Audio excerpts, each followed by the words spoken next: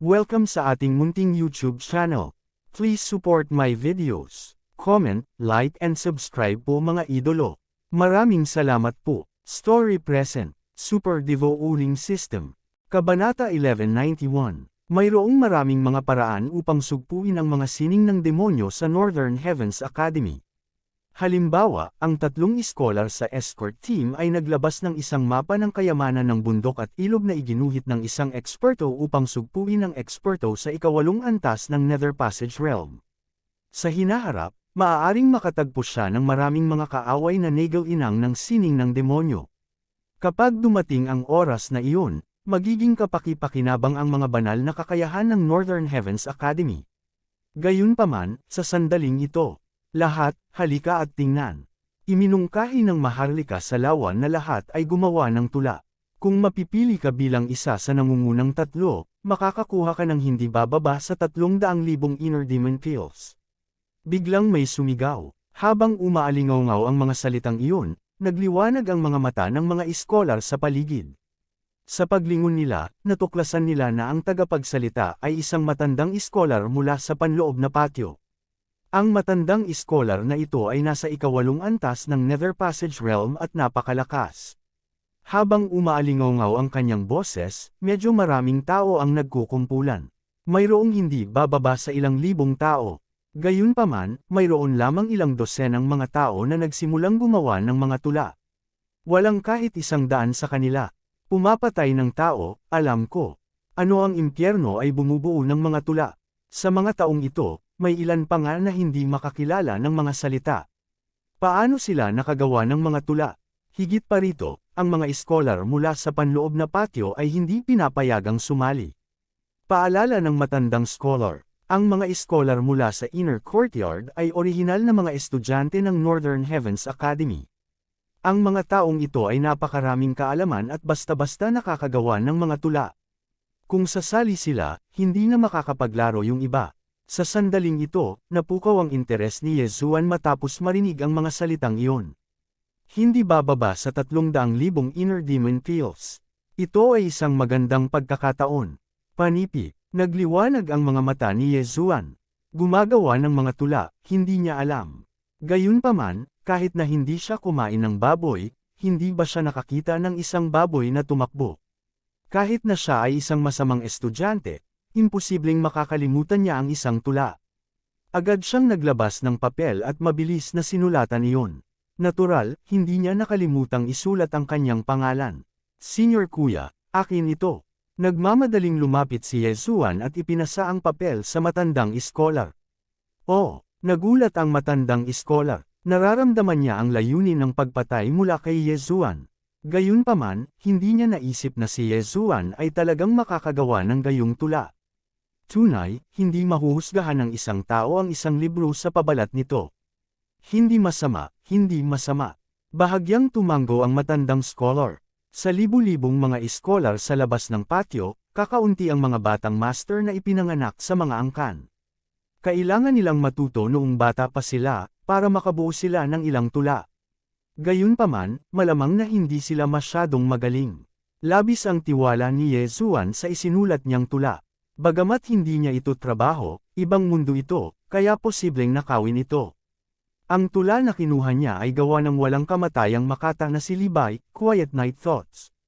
Hindi nagtagal, natapos ng matandang iskolar ang pagkolekta ng lahat ng mga gawa at lumipad patungo sa maliit na isla sa gitna ng lawa. Na-curious ang lahat. Sa napakaraming entry, sino ang makakakuha ng nangungunang tatlo at makakuha ng 300,000 inner demon pills reward? Maya-maya, bumalik ang matandang scholar. Mukhang lumabas na ang resulta. Sino ang tatlong maswerte? Sige, napagdesisyonan na ang top 3. Personal silang pinili ng mga maharlika. Nang lawa, walang sinasabi, ang matandang iskolar ay nagsimulang magbasa. Ikatlo, ang Anli-Fu ni Ko Yao. Pagkatapos, nagsimula siyang bigkasan ang Anli-Fu. Ikalawang lugar, ang paglalakbay ni Li Yiyang sa Hilaga. Nagpatuloy ang matandang scholar, third place, 300,000 inner demon pills. Second place, 400,000 inner demon pills. As for first place, it's 500,000 inner demon pills. Pagkarinig nito, nagkagulo ang lahat. Ang 500,000 inner demon na table task ay hindi maliit na halaga. Ito ay sapat na upang lumikha ng isang eksperto sa ikapitong antas ng Nether Passage Realm. Sino ang kukuha ng unang pwesto sa huli? Ako ito, tiyak na ako. Ang paglalakbay ni Liyang sa Hilaga ay ikinumpara sa akin noon. Ang lahat ng matatanda ng angkan ay nagsabi na ang akin ay mas maganda. Naisip ng isang iskolar sa kanyang sarili. Sa oras na ito, dahan-dahang ibinuko ng matandang iskolar ang kanyang bibig. Unang lugar, ang tahimik na pag-iisip ni Yezuan sa gabi. Sa sandaling sinabi niya ito, ang mga mata ng lahat ay nagtipon sa puting figure sa ere sa di kalayuan. Naalala nilang lahat ang mga pangalan ng mga taong umakyat kanina. Bukod dito, napakalakas ng hangarin ng pagpatay ni Yezuan kaya imposibleng hindi siya maalala. Sa makatuwid, nakilala nilang lahat si Yezuan. Sinong mag-aakala na ang taong may pinakamalakas na layuning pumatay ay talagang mauuna sa kompetisyon ng tula? Ito ay simpleng hindi kapanipaniwala. Haha, ako talaga. Potik Immortal bless me. Hindi napigilan ni Yezuan na tumawa ng malakas. Siyempre, sinabi niya ito sa kanyang puso. Tahimik na pag-iisip sa gabi. Bago ang kasukdulan, ang liwanag ng buwan ay maliwanag, pinaghihinalaang may hamog na nagyelo sa lupa. Tumangala ako sa maliwanag na buwan, iniyuko ko ang aking ulo at iniisip ang aking bayan. Binasa ng matandang iskolar ang tula at napabuntong hininga, magandang tula, magandang tula. Natatakot ako na kahit ako ay hindi makabuo nito. Si Junior Brother Ye ay kamangha-mangha, kamangha-mangha. Senior Kuya, nambola ka sa akin. Medyo nahihiyang sabi ni Yezuan. Sa oras na ito, ang pinakagusto niya ay ang matandang iskolar na mabilis na maibigay sa kanya ang gantimpala. 500,000 inner demon na table task. Gayunpaman, sa oras na ito, F***sick, ang galing ng tulang ito. Minsan ko lang narinig at bumuti na ang estado ng pag-iisip ko. Oo, nag-improve din ako. This is incredible. Bilasan mo, isulat mo.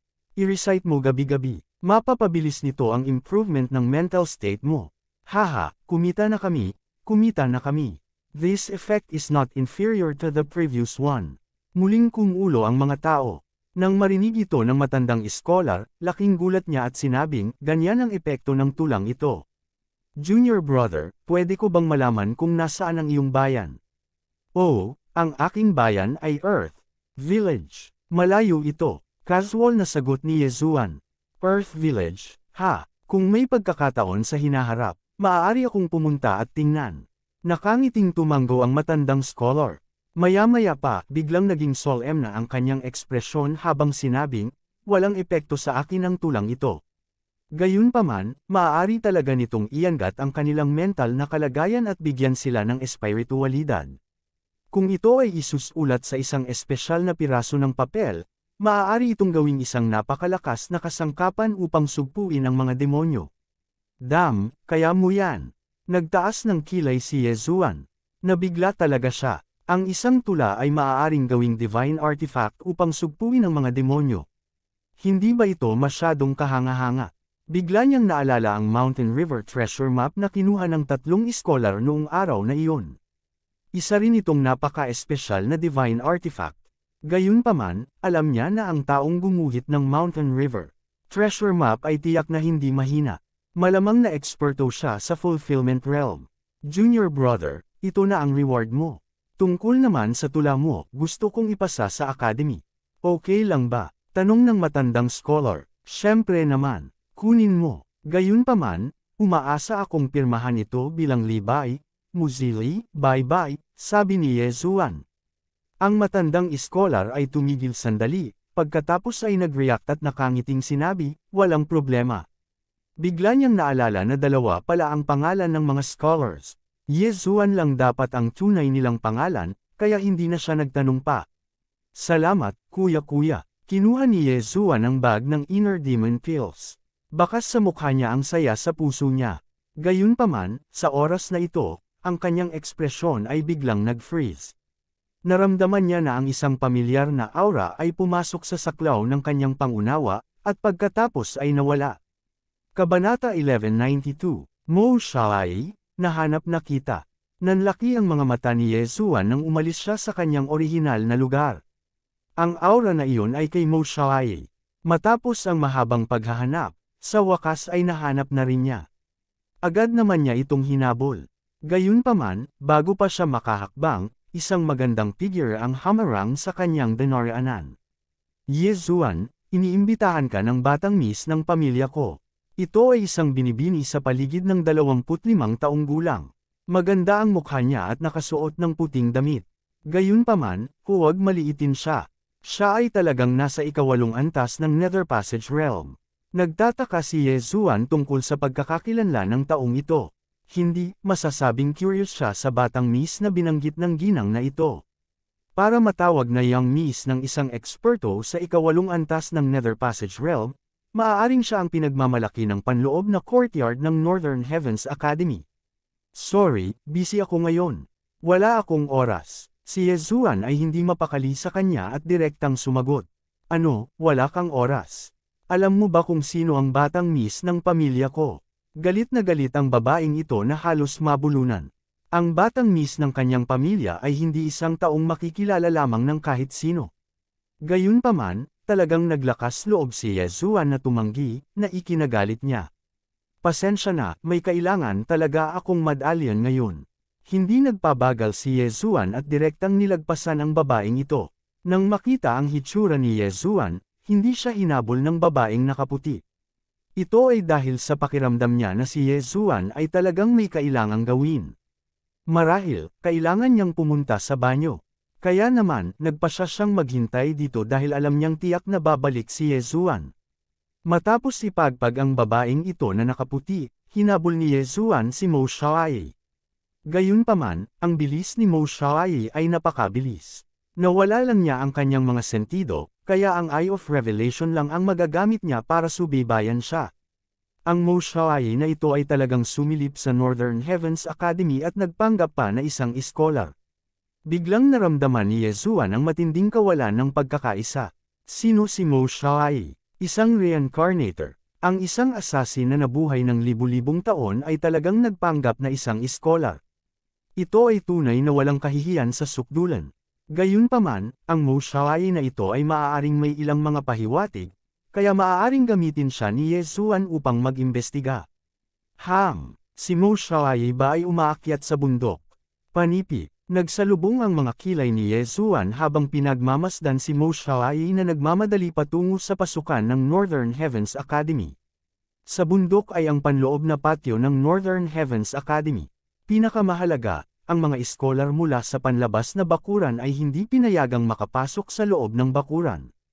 Sinusubukan ba ni Mo Xiaoye na pumasok? Sa pag-iisip tungkol dito, naramdaman ni Yesuan na medyo hindi ito makatotohanan. May mga eksperto sa fulfillment realm sa inner courtyard ng Northern Heavens Academy, at si Mo Xiaoye ay nasa 5th level lang ng Nether Passage Realm. Kung siya ay pumasok, kasama ang malakas na layuning pagpatay na tumutulo mula sa kanyang katawan, tiyak na mamamatay siya ng walang libingan. Anuman ang gagawin ni Mo Xiaoye, kailangan siyang sundan ni Yesuan. Napakabilis, dumating si Mo Xiaoye sa harap ng gate ng bundok ng Northern Heavens Academy. Pagkatapos lamang na dumaan sa gate ng bundok na ito ay makapasok ang isa sa Northern Heavens Academy. Ang panlabas na patio sa paanan ng bundok ay kamakailan lamang na itatag. Gayunpaman, ang ikinagulat ni Yesuan ay talagang naghahanda si Mo Xiaoye na hamanin ang paglilitis. Direktang sumugod si Mo Xiaoye sa gate ng bundok at tumakbo paakyat sa bundok. Baliw ito. Nagulat si Yesuan. Ang buhay o kamatayan ni Mo Xiaoye ay nauugnay sa kanyang misyon sa paghihiganti. Kung hindi namatay si Mo Xiaoye sa kanyang kamay, masasayang ang 3 DevR point.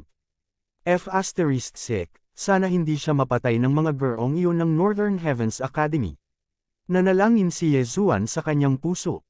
Mas mainam kung si Mo Xiaoye ay bugbugin ng kalahati hanggang mamatay, kung gayon siya ang gagawa nito.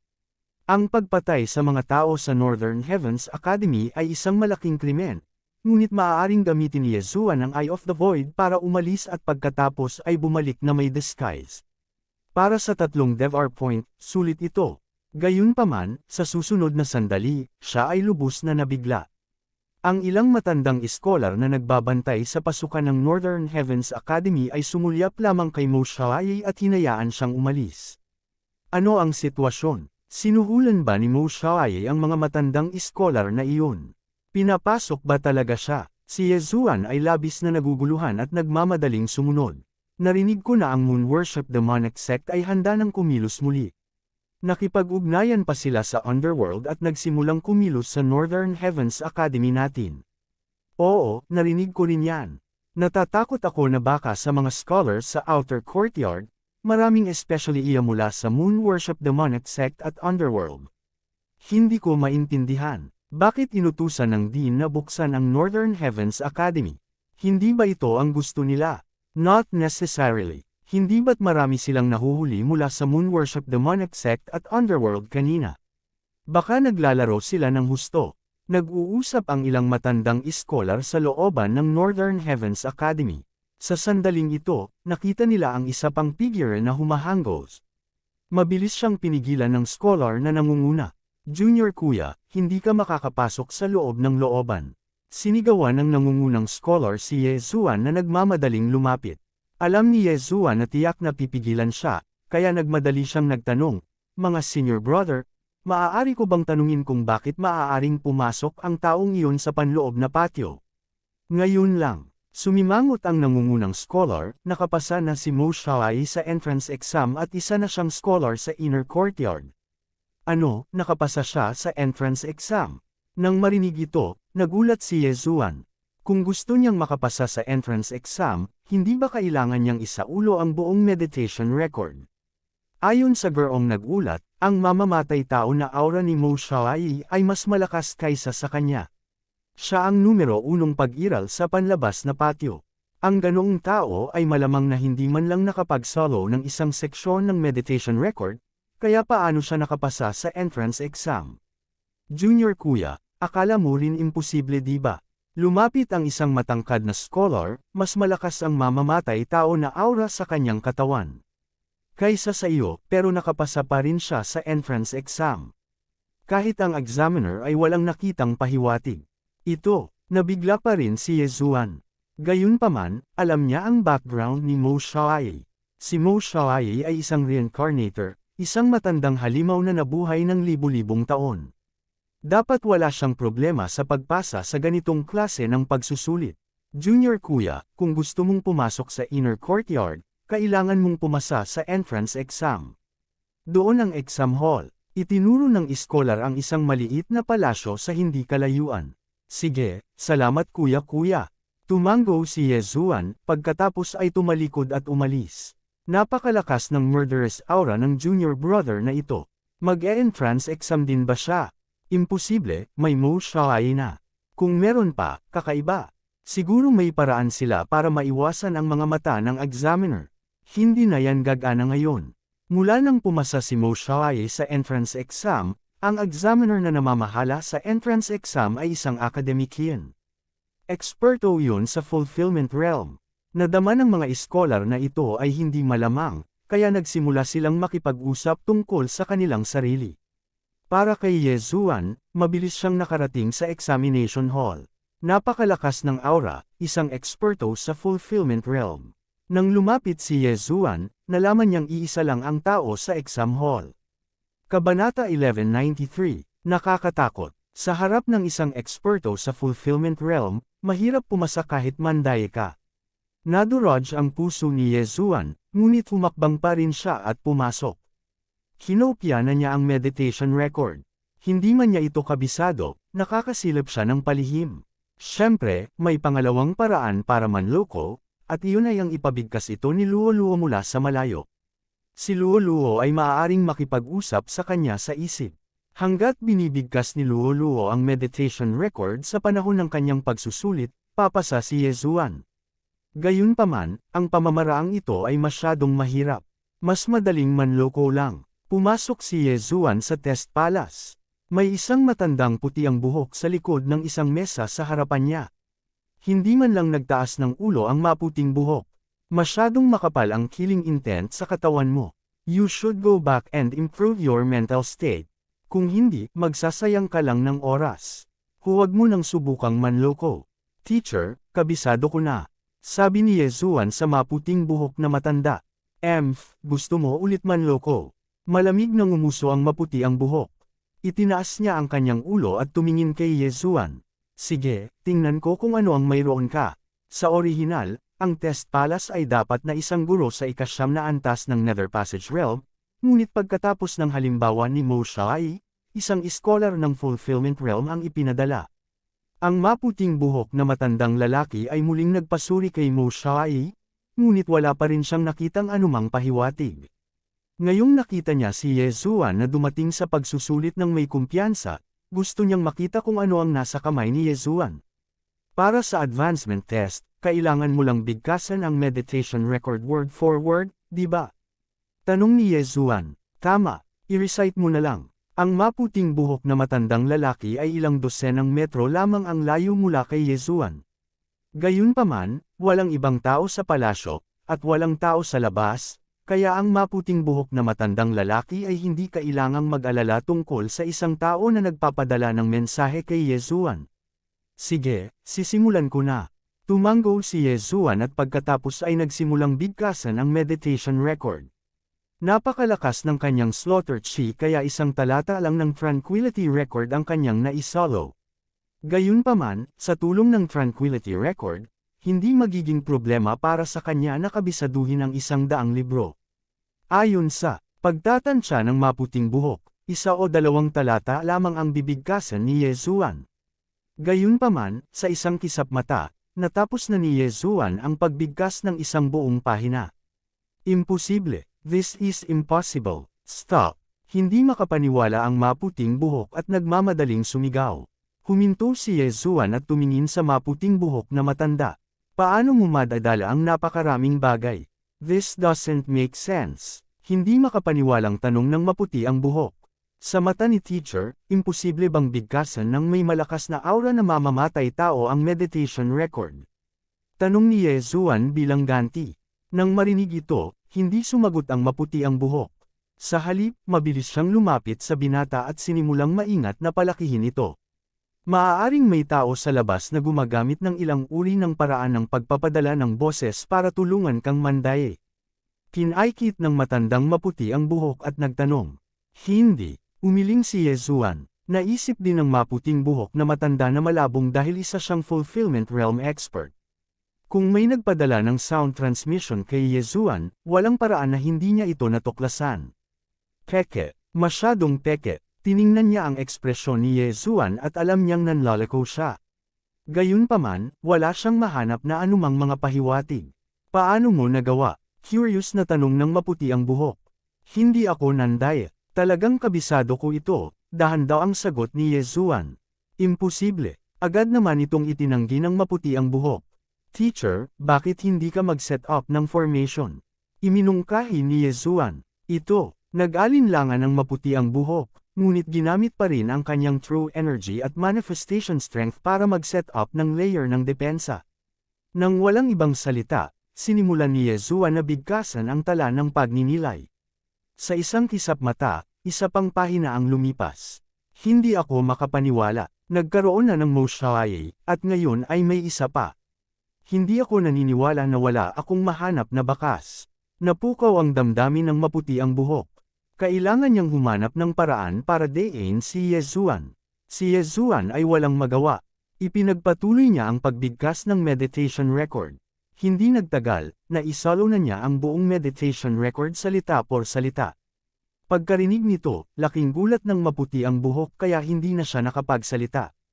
Sa lakas niya, wala siyang mahanap na bakas. Ito ay masyadong pekeng. Paano mo nagawa? Tanong ulit ng maputi ang buhok. Guro, mayroon akong photographic memory, kaya hindi ito mahirap para sa akin, pagsisinungaling ni Yezuan. Imposible. Kahit may photographic memory ka, basta nakapatay ka ng tao, hindi mo kabisado ang meditation record ng isang beses. Nagdududa pa rin ang maputing buhok. Paano ito? Guro, kumuha ng isa pang libro at kabisaduhin ko ito para sa iyo, mungkahi ni Yezuan. Nang marinig ito, nagliwanag ang mga mata ng maputi ang buhok. Agad siyang naglabas ng bagong libro mula sa kanyang universe ring. Ang Compassionate Record. Kinuha ni Yezuan ang libro at sinimulang baklatin ito. Ang maputing buhok na matandang lalaki ay tumingin kay Yezuan at pinanood siyang mabilis na bumasag sa compassionate record. May naisip siya at sinabing, kung kabisado mo talaga ang librong ito, bibigyan kita ng 500,000 inner demon pills. Ang compassionate record ay isang bagay na pinag-aralan ng mga estudyante sa loob ng korte. Tinansya niya na halos hindi nakabisado ni Yezuan ang unang pangungusap.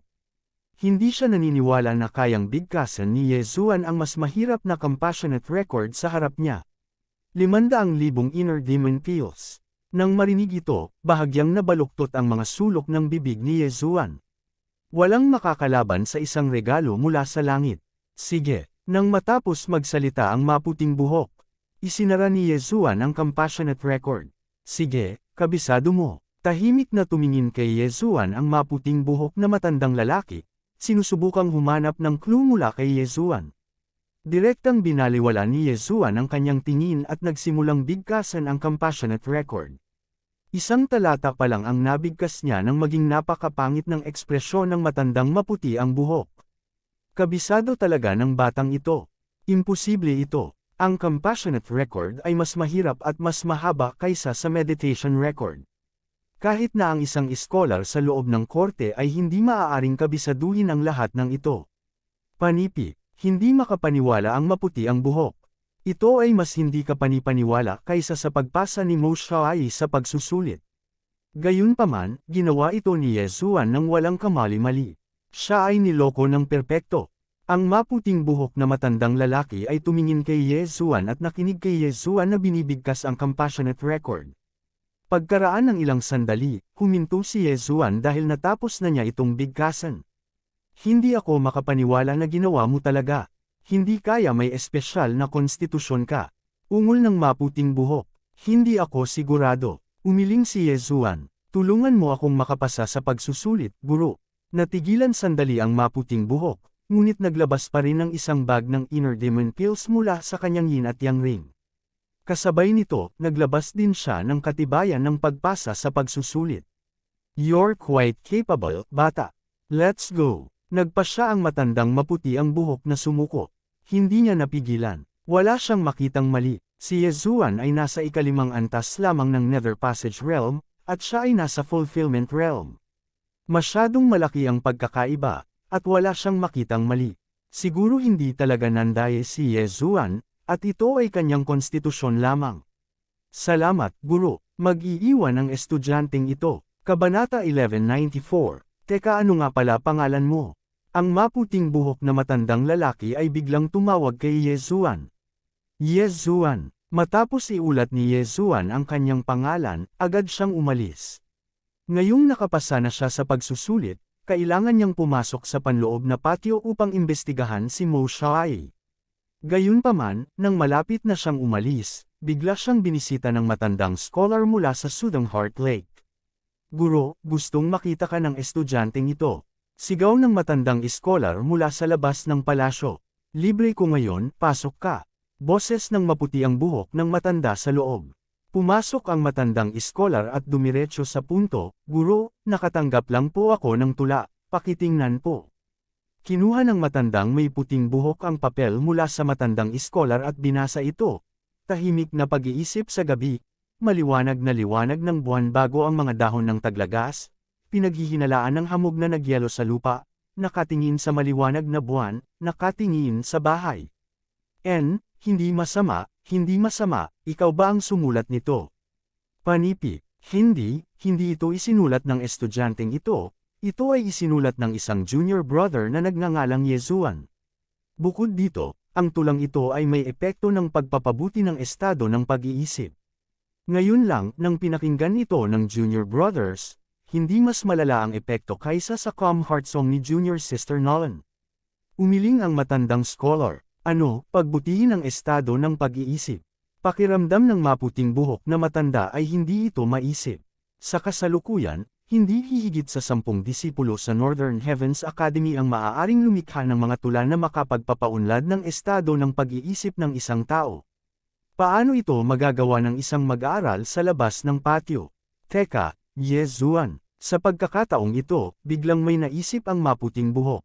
Hindi ba't ang taong nakapasa sa pagsusulit ay tinatawag na Ye Zuan? Teacher, kilala mo siya? Nagtatakang tanong ng matandang scholar.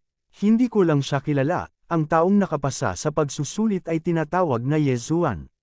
Sumimangot ang maputing buhok at nagtanong, tanungin kita, pangalawa ba kay Mo Xiaoyi ang taong sumulat ng tulang ito, ang layunin ng pagpatay ni Ye Zuan? Tama na yan. Tumango ang matandang scholar. Hindi ko akalain na siya talaga. Ang isang taong may ganoong layuning pumatay ay talagang makakasulat ng ganoong tula. Baka gusto niyang tahakin ang landas ng slaughtering scholar. Ungol ng maputing buhok. Pagpatay na scholar. Nang marinig ang pangalang ito, marahas na kinilig ang matandang scholar. Ang apat na salitang slaughtering scholar ay malawak na kilala sa Northern Heavens Academy. Siya ay isang anomalya sa loob ng Northern Heavens Academy, at sa parehong oras, isang alamat.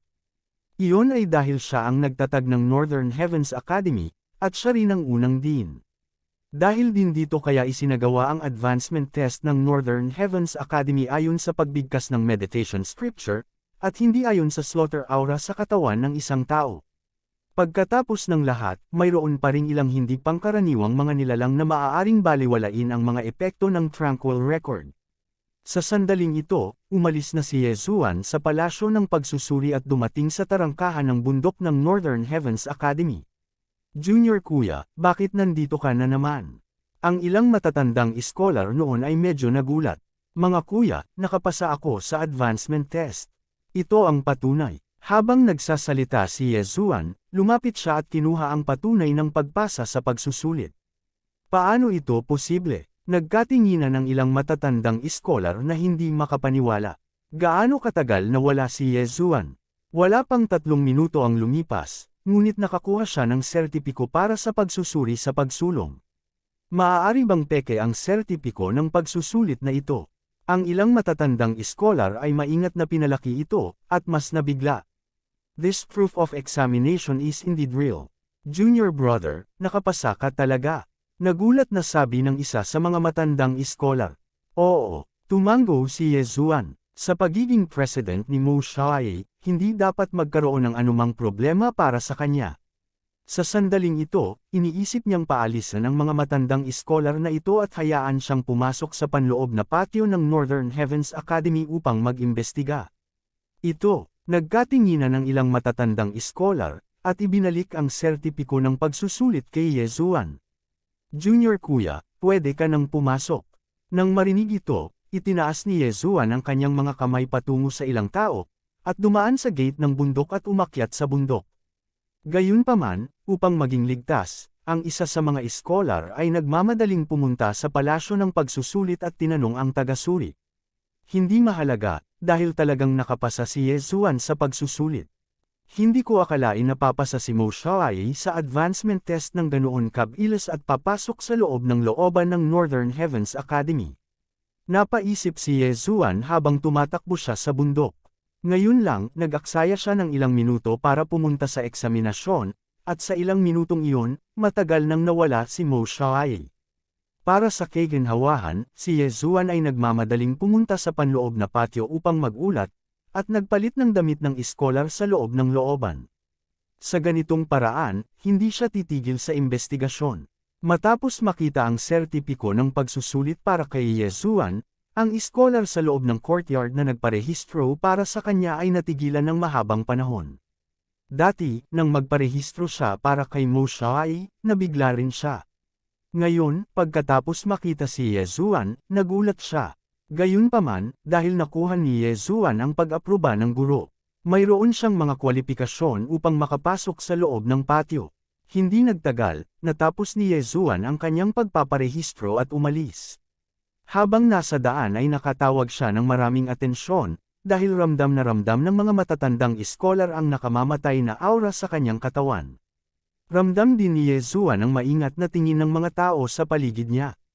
Ang taong ito, maaaring siya ay isang especially iya mula sa Moon Worship Demonic Sect o sa Underworld. Maraming tao ang nag-iisip ng gayon sa kanilang mga puso.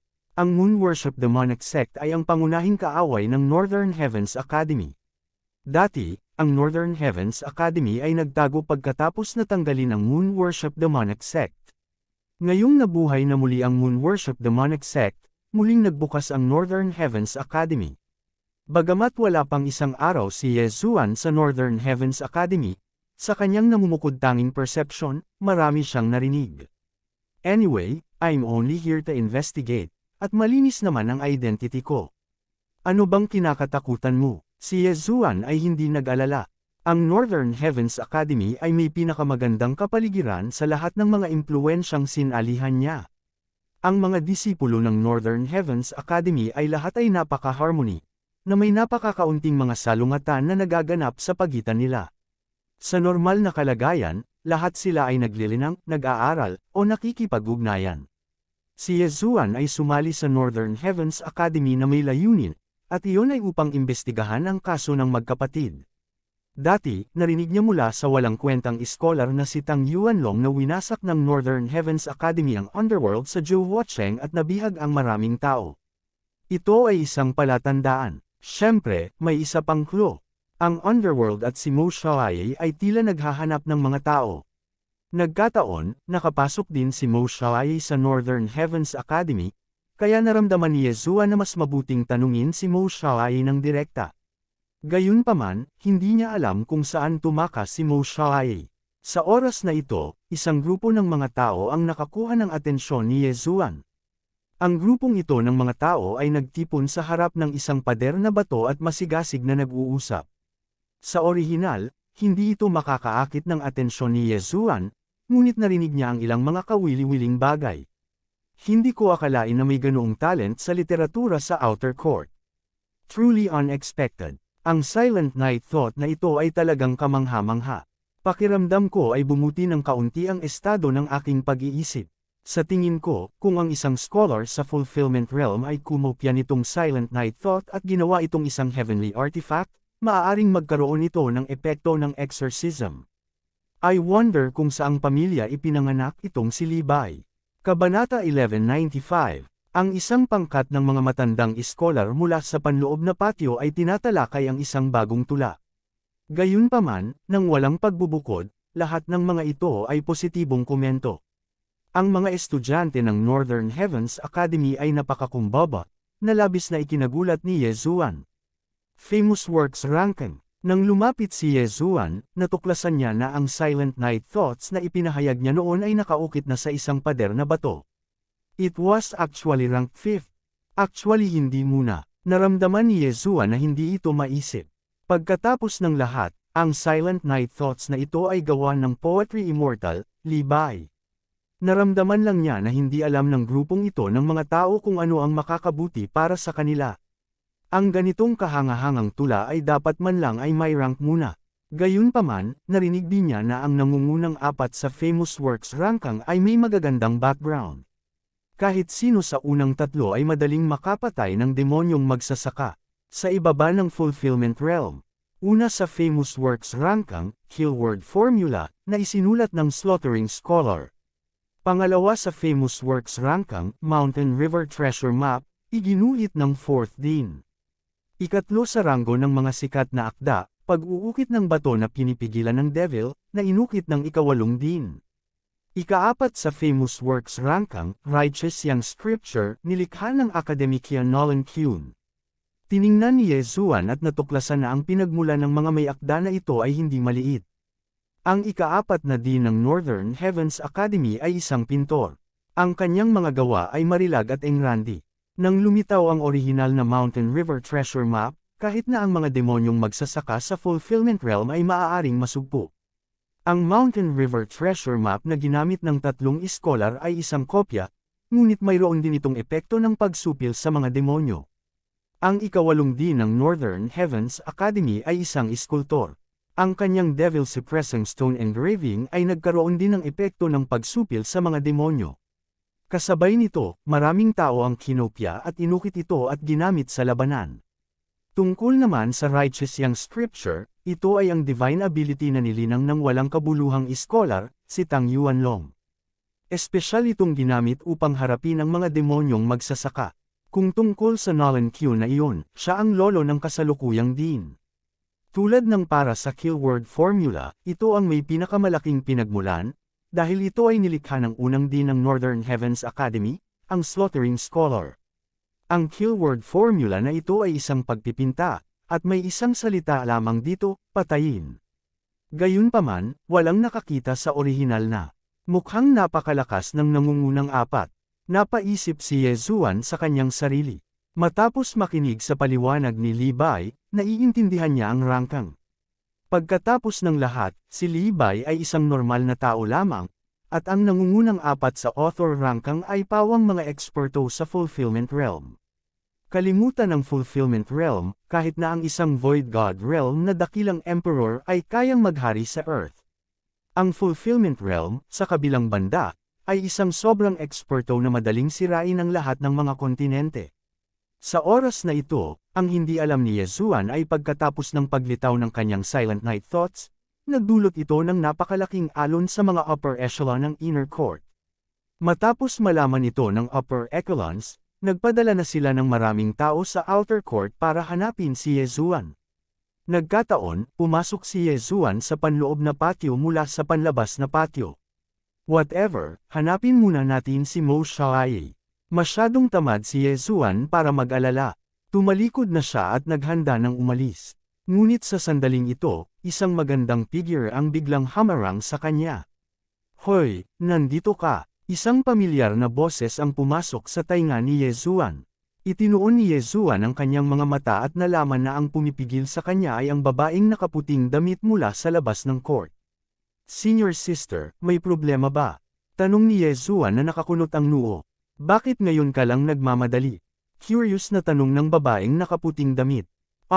Kakapasok ko lang sa Northern Heavens Academy at nakakita ng kaibigan, kaya pumunta ako para kumustahin. Totoong sinabi ni Yezuan. Siyempre, hindi kaibigan, kundi kaaway ang taong nakita niya ngayon. Kaya pala ganun. Tapos kalimutan mo na. Bahagyang tumango ang babaeng nakaputing damit at sinabing, gusto kang makita ng batang binibini ko. Sumama ka sa akin. Ang iyong young miss ay, hindi malay na tanong ni Yezuan. Ang babaeng nakasuot ng puti ay isang eksperto sa ikawalong antas ng Nether Passage Realm, at ang taong tinawag niyang young miss ay tiyak na may malaking background. My young miss is Nolan Bing, the daughter of the dean. Nakita niyang punong-puno ka ng talento, kaya gusto kanyang makita. Ano, hindi ka payag? Dahan-daang sabi ng babaeng nakaputing damit. Ang anak ng dekano, si Nolan Bing. Matapos marinig ito, nagulat si Yezuan. Ang background na ito ay natakot sa kanya. Ito, medyo nag-alinlangan si Yezuan. Ito ay hindi dahil sa siya ay natatakot, ngunit dahil siya ay may kaunting talento at kaalaman.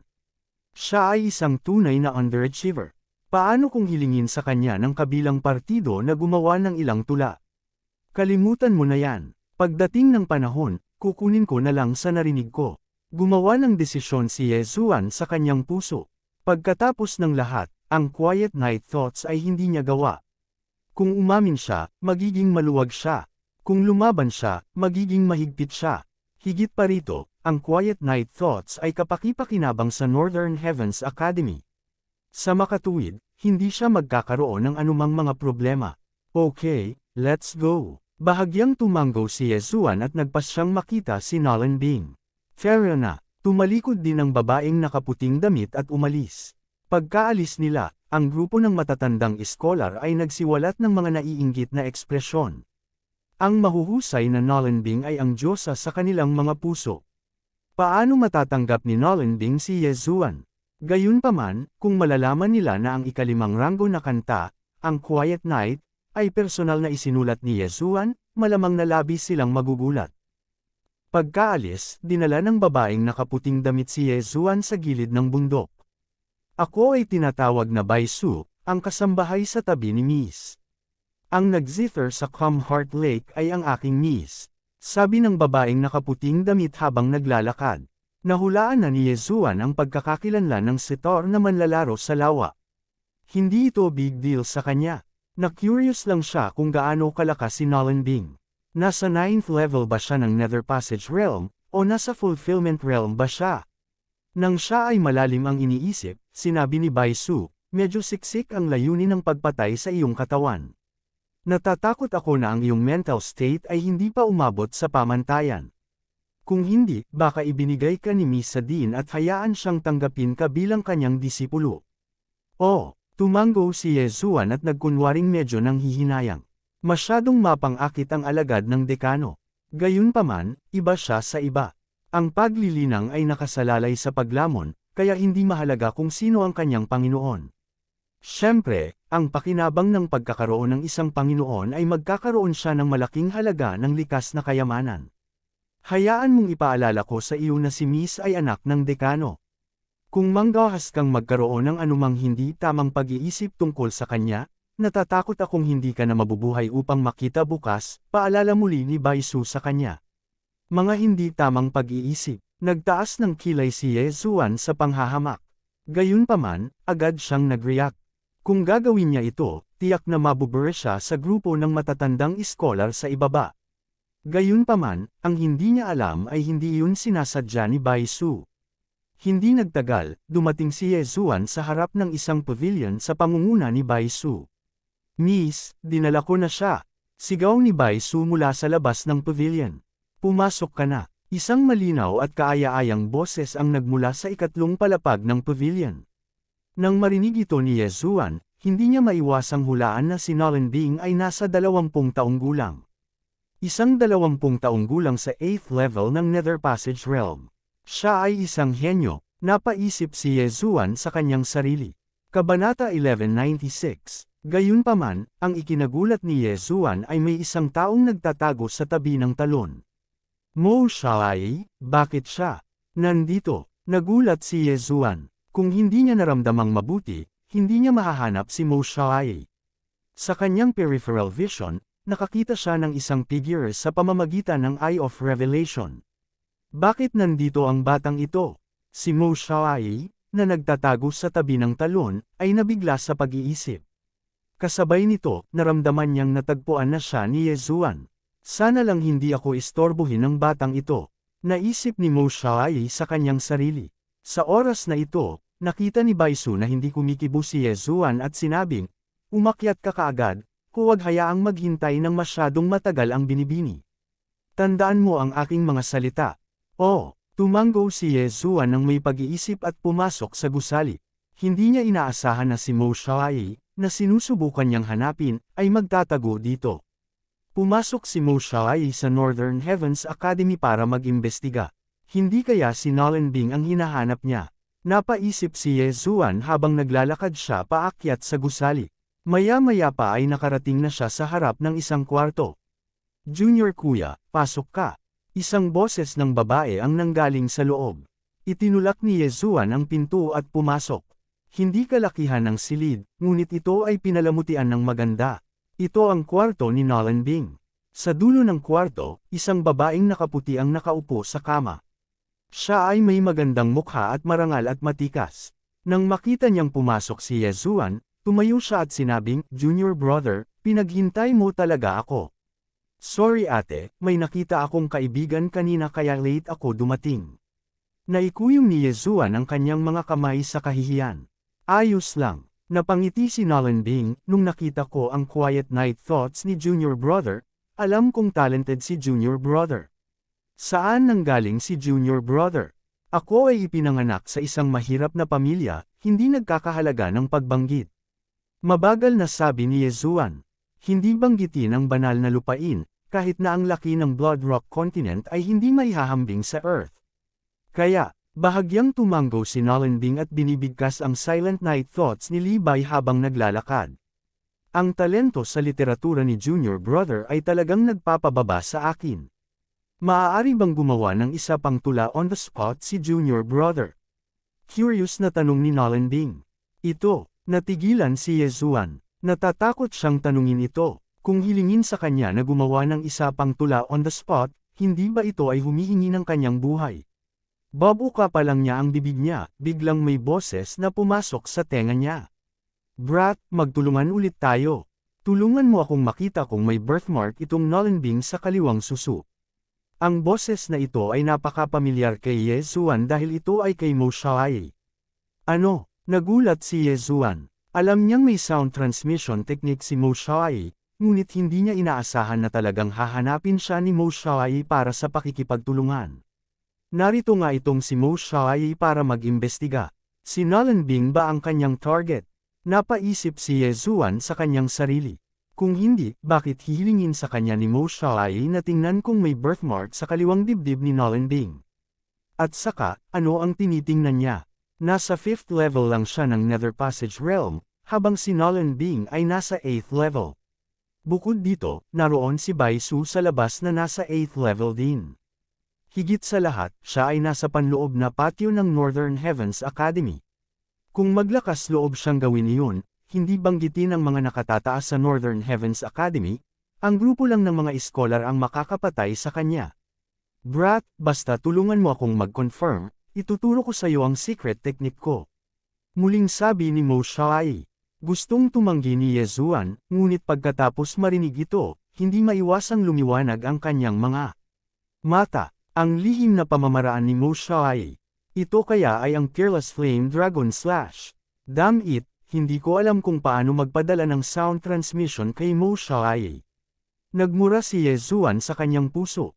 Kahit na ito ay isang lihim na pamamaraan, hindi siya maaaring magkompromiso.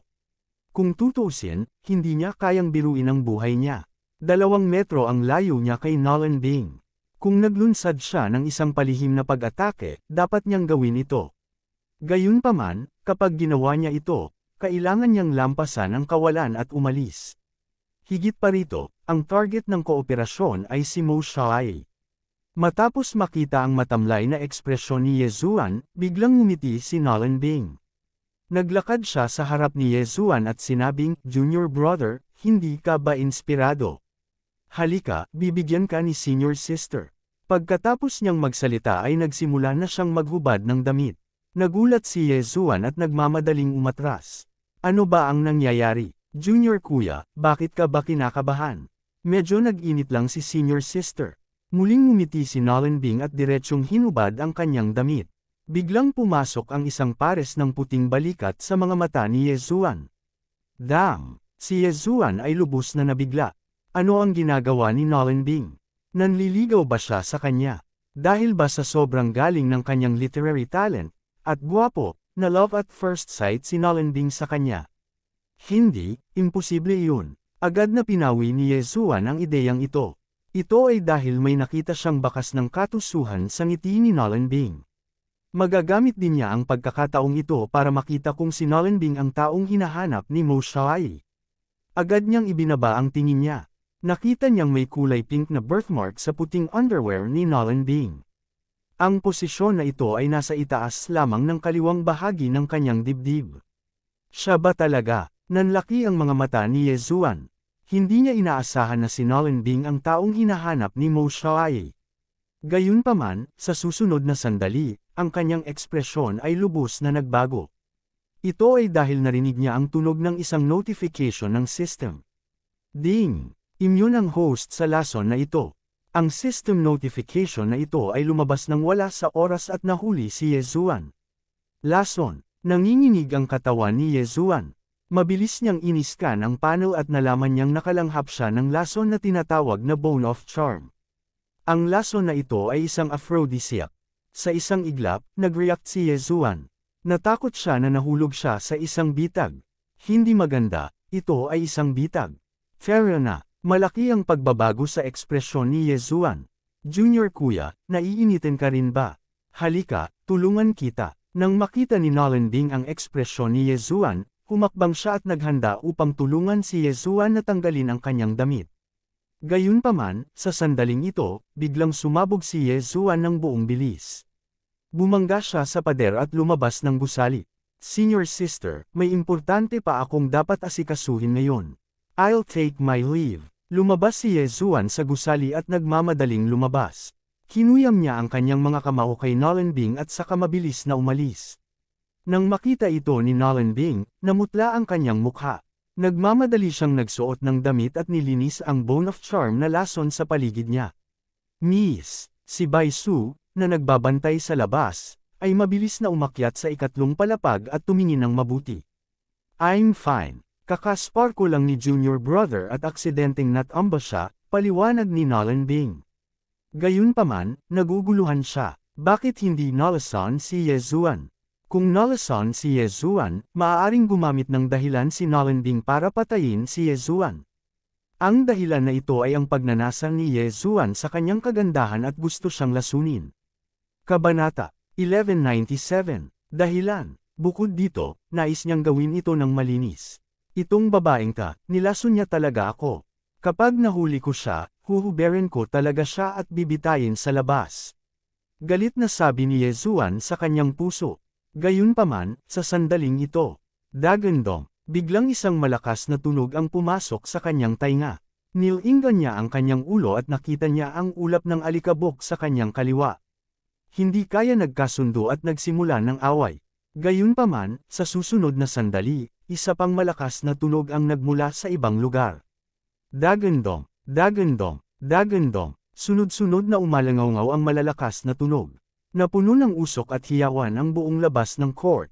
Anong nangyayari? Labis na nagulat si Yezuan. Lumingon siya at nakita niya ang isang matipunong iskolar na sumusugod sa kanya. Anak, huwag mo akong sisihin. Mamatay ka. Ang matangkad at matatag na iskolar na ito ay may hawak na mahabang espada sa kanyang kamay habang hinahampas niya ang ulo ni Yezuan.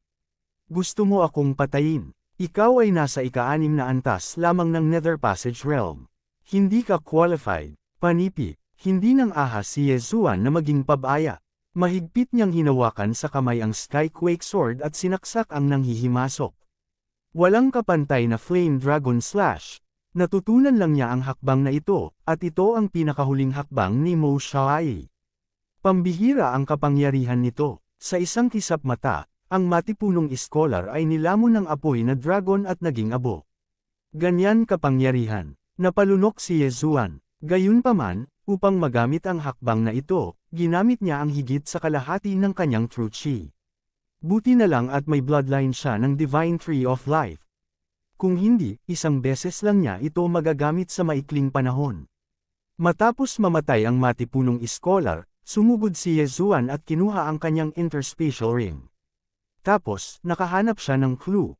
Nako, isa itong especially iya mula sa Moon Worship Demonic Sect at sa Underworld. May sumigaw, ang Moon Worship Demonic Sect. Ang Underworld, si Yezuan ay natural na pamilyar sa dalawang puwersang ito. So ganyan yan. Naunawaan kaagad ni Yezuan. Sa pagkakataong ito, ang Northern Heavens Academy ay nagre-recruit ng mga estudyante. Natural, maraming mga especially iya na sumali. Gayunpaman, ano ang sinusubukang gawin ng mga especially iyang ito? Gayunpaman, ang grupong ito ng mga especially iya mula sa Moon Worship Demonic Sect at Underworld ay ang taliba lamang. Ang tunay na pampaganya ay darating pa. Hahaha, mga bookworm ng Northern Heavens Academy, lumabas at mamatay. Isang grupo ng mga tao ang biglang sumugod mula sa abot tanaw. Sumigaw ang pinuno, isang medyo may edad na. Kaagad pagkatapos, isang tao mula sa labas ng korte ang lumipad sa langit. Ito ay ang puting buhok na matanda mula sa examination hall.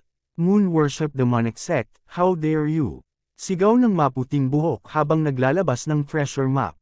Pagkatapos, ginamit niya ang kapangyarihan ng lahat ng mga nilalang upang ihayag ang mapa ng kayamanan. Mountain River Treasure Map. Sayang naman itong treasure map na ito ay peke lang. Maliban kung ito ang tunay na bagay, ito ay walang epekto sa akin.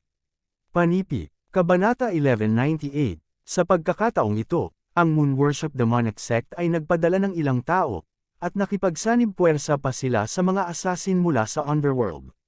Bagamat malakas sila, hindi nila matitinag ang Northern Heavens Academy. Gayunpaman, hindi sila narito para manggulo. Ang outer courtyard ay magulo dahil lahat ay nakasuot ng scholar's attire. Ang tanging nakakakilala sa kanila ay ang mga estudyante ng Northern Heavens Academy. Gayunpaman, hindi nila matukoy kung sino ang mula sa Moon Worship Demonic Sect at sa Underworld, at kung sino ang mga tunay na scholar. Gayunpaman, nilinang ng mga tao mula sa Moon Worship Demonic Sect ang mga sining ng demonyo. Nang lumitaw ang Mountain River Treasure Map ng maputing buhok, marami sa kanila ang nagpakita ng mga palatandaan ng kakulangan sa ginhawa. Naramdaman ito ni Yezuan saglit, pagkatapos ay umatake muli. Sa pagkakataong ito, nasa panganib ang Northern Heavens Academy, ngunit ano ang kinalaman nito sa kanya? Magagamit niya ang pagkakataong ito para madagdagan ang kanyang lakas. Nasa 5th level lang siya ng Nether Passage Realm, at hindi itinuring na outstanding sa panlabas na courtyard.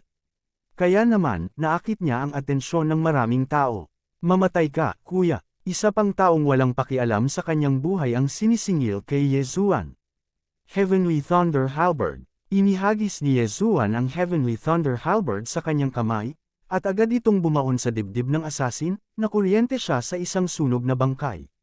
Bagamat si Yezuan ay nasa 5th level lamang ng Nether Passage Realm, hindi siya mahina.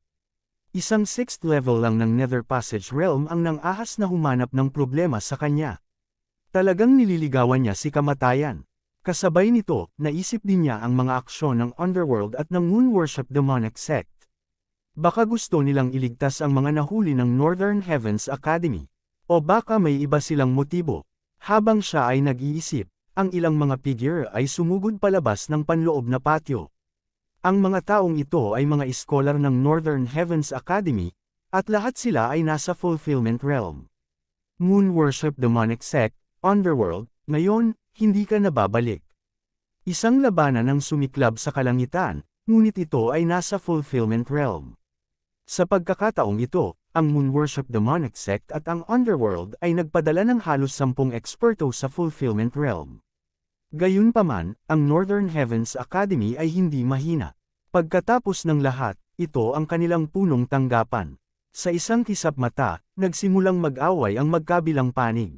Pinatay ni Yezuan ang mga taong nakatingin sa kanya ng may pag-iimbot habang pinagmamasdan ang labanan sa kalangitan.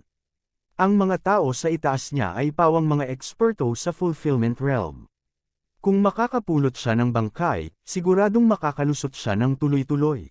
Gayunpaman, naramdaman niyang hindi ganoon kadali ang misyon na ito. Mushaye, panipi. Sa sandaling ito, biglang natuklasan ni Yezuan ang aura ni Mushaye. Ang huli ay nagmamadaling patungo sa inner court. Ang Mushaye na ito ay isa ring assassin ng Underworld, ngunit sa pagkakataong ito ay hindi siya kakampi ng Underworld. Sa pag-iisip nito, agad siyang sinundan ni Yezuan. Papatayin ba ni Mushaye si Nolan Bing sa pagkakataong ito?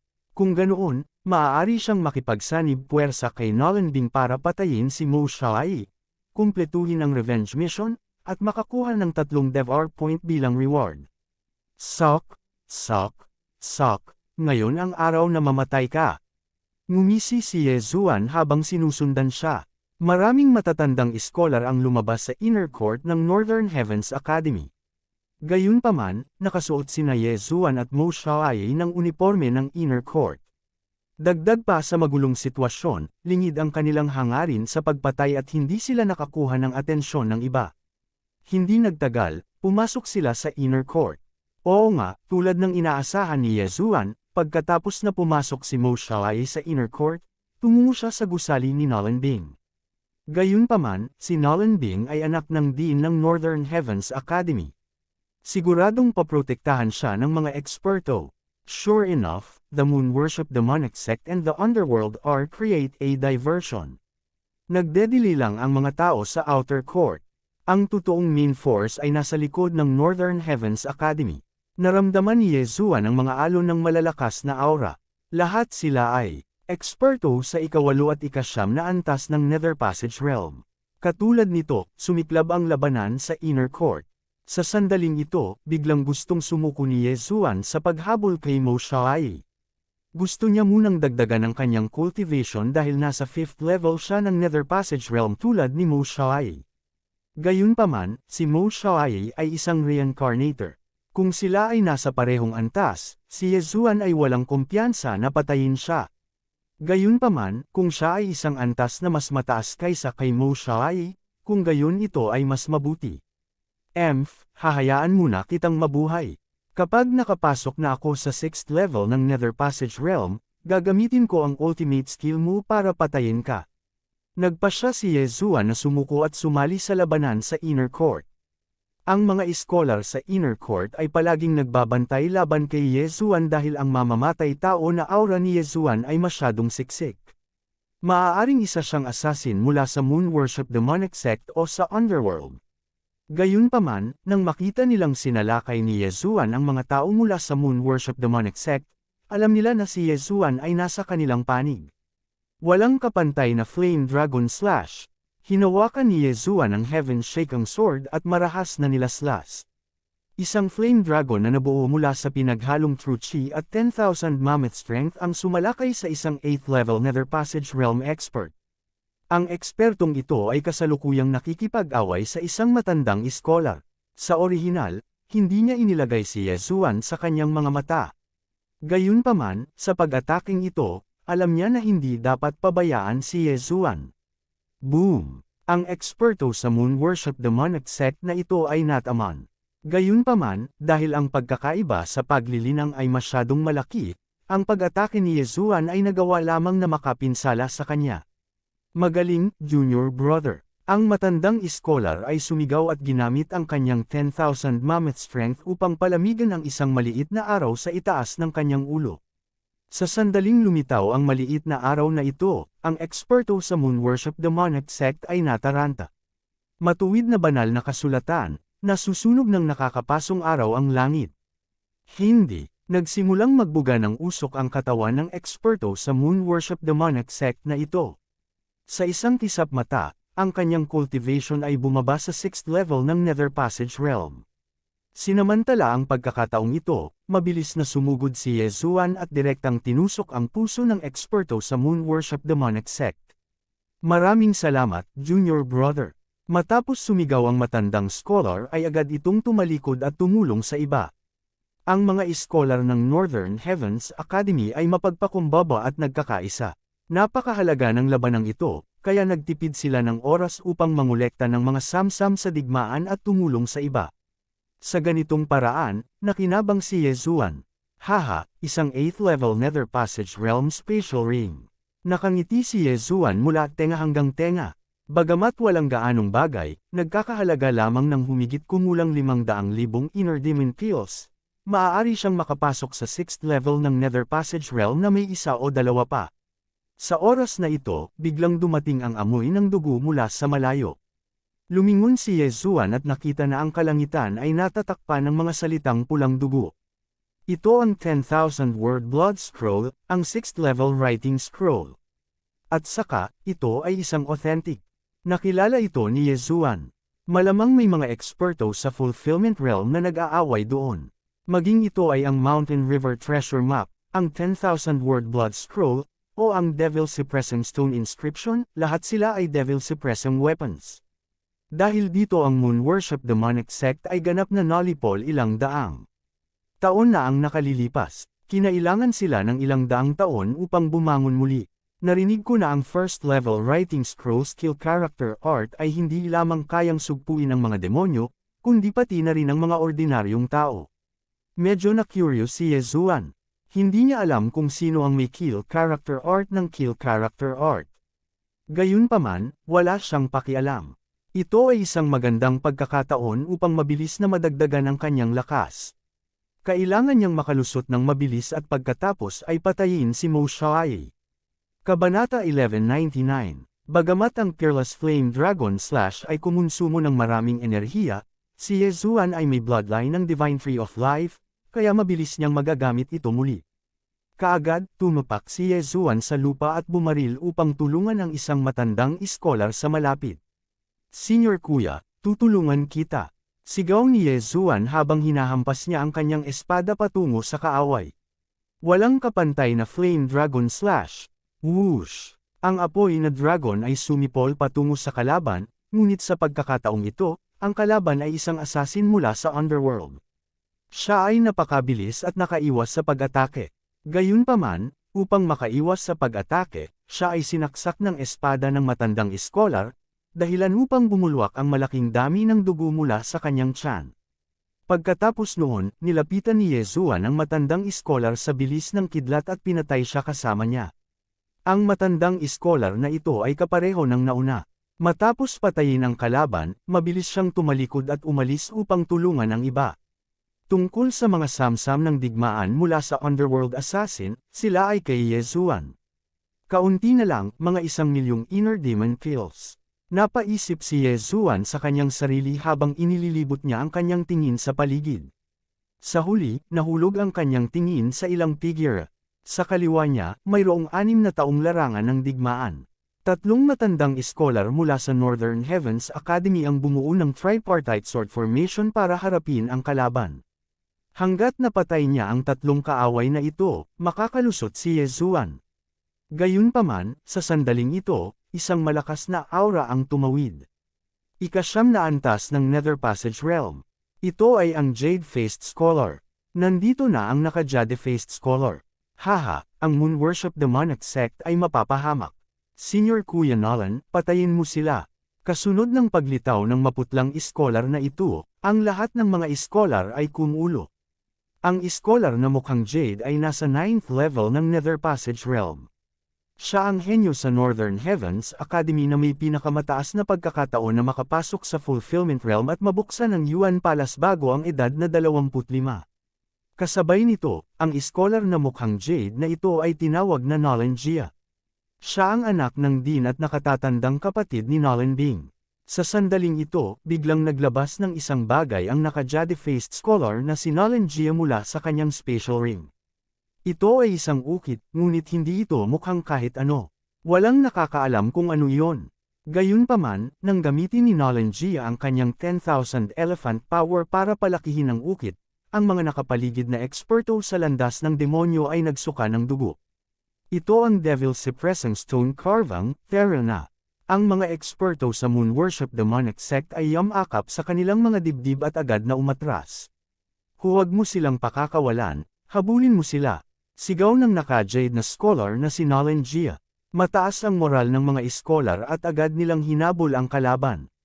Gayunpaman, ang direksyon at tinakasan ng mga taong ito ay kakaiba. Papunta sila sa pavilion ni Nolan Ice. Ate, nagmamadali ang pag-ukit ng bato ni Yu ni Nolan Bing Yu. Biglang sumunod si Yuni. Zuan, mabilis na sumunod. Bago iyon, una siyang kaharian, siya. Ang espada ng emperador. Siya, ang espada ni Bing Lord of the Underworld Emperor Sword Slash, naputol. Bang! Ye! Yiz! News! Nanon? Nalan Bay. Maraming salamat, Junior Brother. Let's go! Susundan natin ang yapak ni Senior Brother at lilipulin ang Moon Worship Demonic Sect. Puno ng fighting spirit ang 3 iskolar. Hindi man lang sila tumingin sa Universe Ring at sumunod. Kahit na mas matanda sila kay Nolan Jia, si Nolan Jia ay nakalusot sa ika-9 na antas ng Nether Passage Realm sa edad na 21. Siya ang numero 1 henyo ng Northern Heavens Academy. Para sa 3 bangkay, natural na kay Yezuan sila. Haha, ang galing. Mabilis na sumugod si Yezuan at kinuha ang 3 Universe Ring. Nagkataon lang na ang mga gamit sa mga singsing na ito ay makakatulong sa kanya na makalusot. Ding! Nakapasok na ang host sa 6th level ng Nether Passage Realm. Ding! Nakalusot si Wei Zhenchen. Ding! Nasira si Thunder Pearl. 3 notification ng system ang sunod-sunod na umalingaw. Si Yezuan ay nakalusot sa ika-6 na antas ng Nether Passage Realm, habang si Wei Zhenchen at ang Thunder Pearl ay nakalusot din sa ika-8 antas ng Nether Passage Realm. Kung gagamitin niya ang kanyang trump card ngayon, malamang na hindi siya matatalo sa Nether Passage Realm. Mo Xiaoyi, hindi ka pa rin patay. Nanlaki ang mga mata ni Yezuan nang mabilis niyang naabutan ang iskolar na mukhang Jade. Sa sandaling ito, naiintindihan niya ng kaunti. Dati, hindi isang tao ang hinahanap ni Mo Xiaoyi, kundi 2. Dahil nakumpirma na ang pagkakakilanlan ni Nolan Bing, malamang na ang ibang tao ay ang iskolar na mukhang Jade na ito, si Nolan Jia. Ang mga taong hinahanap ng Underworld ay sina Nolan Jia at Nolan Bing. Nagkataon, ang Moon Worship Demonic Sect at ang Northern Heavens Academy ay may sama ng loob sa isa't isa. Gayunpaman, hindi pa rin alam ni Yezuan kung bakit hinahanap ng Underworld sina Nolan Jia at Nolan Bing. Hindi kaya reincarnator din sila. Ang kaisipang ito ay pumasok sa isip ni Yezuan, at ang kanyang mga mata ay kumikinang ng maliwanag. Oo, mga reincarnator. Dapat silang mga reincarnator. Kung hindi, bakit sila hahanapin ni Mo Xiaoyi? Agad namang nag-react si Yezuan. Si Mo Xiaoyi ay mula rin sa Panglei Holy Land. Bakit siya magiging napakagalit kay Nolan Bing, kahit na nagpapakita ng layunin ng pagpatay? Nagkaroon lamang ng isang posibilidad. Sina Nolan Jia at Nolan Bing ay parehong reincarnator. Nakikita ko. Ngayon, sa wakas ay naunawaan na ni Yezuan ang layunin ni Mo Xiaoye. Marahil, sina Nolan Jia at Nolan Bing ang kanyang mga sama ng loob mula sa kanyang nakaraang buhay. Pagkatapos ng labanan, ang magkabilang panig ay lubhang nasugatan at muling nagkatawang tao. Gayunpaman, si Mo Xiaoye ang unang nagising, habang ang magkapatid ay hindi. Sa makatuwid, kailangan munang alisin ni Mo Xiaoye ang mga ito. Pagkatapos hulaan ang pagkakasunod-sunod ng mga pangyayari, sinundan ni Yezuan ang iskolar na mukhang Jade at daan-daang matatandang iskolar sa talon. Gaya ng inaasahan, bago pa makalapit si Yezuan, naramdaman niya ang aura ng isang grupo ng mga eksperto. Mayroong daan-daang mga ito, hindi bababa sa 7th level ng Nether Passage Realm. Sa pagkakataong ito, ang Moon Worship Demonic Sect at ang Underworld ay nagsagawa ng maraming pagsisikap upang mahuli ang dalawang tao. Gayunpaman, ang mga reincarnator ay hindi bababa sa mga eksperto sa Reincarnation Realm. Paano kung isakripisyo nila ang mga eksperto sa Nirvana Realm at Longevity Realm? Nang dumating ang scholar na mukhang Jade at ang iba pa sa likod ng bundok, nalaman nilang nahuli si Nolan Bing, at ang nakahuli sa kanya ay isang Fulfillment Realm Assassin. Damn it! Galit na nagmura ang iskolar na mukhang Jade nang makita niyang banihag ng buhay ang kanyang kapatid. Kuya, sigaw ni Nolan Bing na nasa kampo ng kalaban. Ang Moon Worship Demonic Sect at ang Underworld ang nagplano nito. Ang isang panig ay responsable sa pagiging taliba sa paanan ng bundok upang akitin ang mga eksperto ng Northern Heavens Academy, habang ang kabilang panig ay nasa kabilang panig upang makaakit ng mas maraming eksperto. Ang tunay na layunin ay ang pavilion na ito. Ngayon, nasa kalahati na ang kanilang layunin. Yung scholar na mukhang Jade, Nolan Jia. Hinawakan ng nangungunang assassin ang leeg ni Nolan Bing gamit ang isang kamay at tumingin kay Nolan Jia.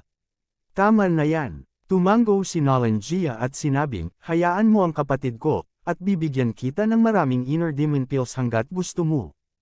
Hindi, ayoko ng inner demon pills. Umiling ang Fulfillment Realm Assassin. Kung ganoon ano ang gusto mo? Nakakunot ang noo ng scholar na mukhang Jade at nagtanong. Siya at ang kanyang kapatid na si Nolan Bing ay kambal. Masyado silang close mula pa noong bata pa sila. Ngayong nahuli na si Nolan Bing, sabik na siyang sesabog. Kabanata 1200. How about this? Awayin mo ako. Kapag nanalo ka, papakawalan ko ang kapatid mo. Kapag natalo ka, kailangan mo ring umalis. Sabi ng leading assassin. Ako, kumunat ang noo ng iskolar na mukhang Jade. Bigla niyang naalala ang mga kamakailang aksyon ng Underworld.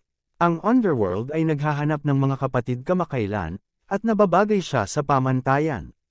Gayunpaman, hindi niya inaasahan na ang Underworld ay hindi nangangailangan ng napakaraming kapatid. Sila ay naghahanap ng isang pares ng mga kapatid sa halip. Ang magkapatid na ito ay siya at si Nolan Bing. Gayunpaman, para mailigtas si Nolan Bing, pumayag lang ang mukhang Jade na iskolar na si Nolan Jia. Sige, lalabanan kita. Tumango si Nolan Jia. Nasa 9th level siya ng Nether Passage Realm, habang ang assassin na nasa harap niya ay nasa Fulfillment Realm. Nagkaroon ng malaking gap sa kanilang dalawa. Gayunpaman, si Nolan Jia ang numero 1 henyo ng Northern Heavens Academy. Maaari niyang hamunin ang isang mas mataas na antas. Senior Kuya, kailangan mong manalo. Hindi, kailangan mong manalo. Napakasama ng mga assassin ng Underworld. Bakit hindi sila nagpadala ng Nether Passage Realm Cultivator para makipaglaban kay Senior Brother? Tama, masyadong kasuklam-suklam. Isang grupo ng mga iskolar ang sumisigaw at sumisigaw. Gayunpaman, ang kalaban ay isang assassin. Isang assassin na gagawin ang lahat para makamit ang kanyang layunin. Ano ang mahalaga kung siya ay tinatawag na kasuklam-suklam? Anak, ang lakas ng loob mo. Ang Fulfillment Realm Assassin ay nagpakawala ng malamig na tawa at sumugod saglit. Inalis ng iskolar na mukhang Jade ang Devil Suppressing Stone Engraving at lumabas. Ang Devil Suppressing Stone Engraving ay napaka-epektibo laban sa Moon Worship Demonic Sect. Gayunpaman, hindi ito kinakailangang epektibo laban sa mga assassin. Ito ay dahil ang mga assassin ay hindi kinakailangang maglinang ng mga sining ng demonyo. Malinaw, ang assassin na ito ay dumating na handa. Hindi siya nagel-inang ng mga demonyong sining. Sa makatuwid, ang labanan na ito ay hindi patas. Sa oras na ito, si Yezuan, na nanunood mula sa ibaba, ay gumagamit ng Eye of Revelation upang palihim na palakihin ang sitwasyon. Nalaman niyang wala si Mo Xiaoyi. Hindi ba't mga kaaway ni Nolan Jia at Nolan Ding Mo Xiaoyi? Mas nauna sa akin si Mo Xiaoyi. Saan siya nagpunta? Labis na naguluhan si Yezuan dahil hindi niya nakita ang bangkay ni Mo Xiaoyi sa lupa. Isang bangkay lang ng babaeng nakaputi ang damit ang nasa lupa.